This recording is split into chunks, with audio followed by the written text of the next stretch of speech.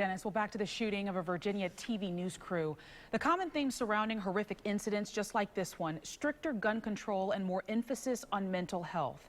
Slain reporter Allison Parker's father now vowing to join the fight for stricter gun laws.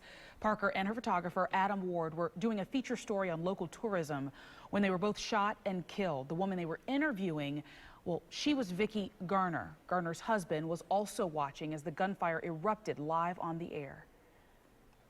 I was watching, and I immediately tried to call her on the phone. Obviously, she didn't pick up her phone. But while she was being transported to Roanoke Memorial, she was able to call me from the ambulance, and we spoke while she was being transported.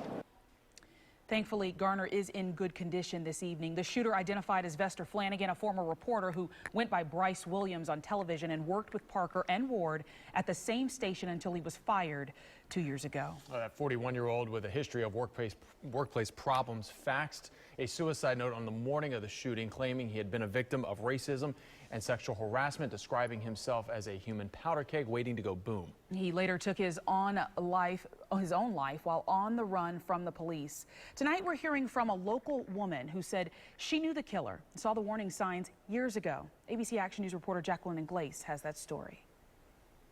Obviously, I know he had a lot of hate inside of him, but, to express it in this way is just tragic, especially for the families. Having worked in television news, Angie Fox knows news teams are comparable to families.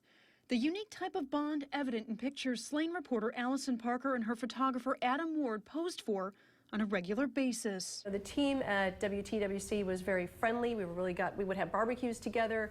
We would be together, work on our hurricane coverage. Only when working at WTWC in 1999, a no longer running NBC affiliate in Tallahassee, there was someone who did not want to be a part of that family. According to Fox, weekend anchor Vester Flanagan, the man suspected of gunning down Parker and Ward on live TV Wednesday morning. Vester always seemed to be sort of on the sidelines, sort of felt like he didn't belong or didn't fit in. But by Fox's accounts, Flanagan intentionally isolated himself. It was from his own point of view because the rest of us, tried to include him. According to Fox, Flanagan threatened co-workers and became combative. Shortly after being hired, he was fired.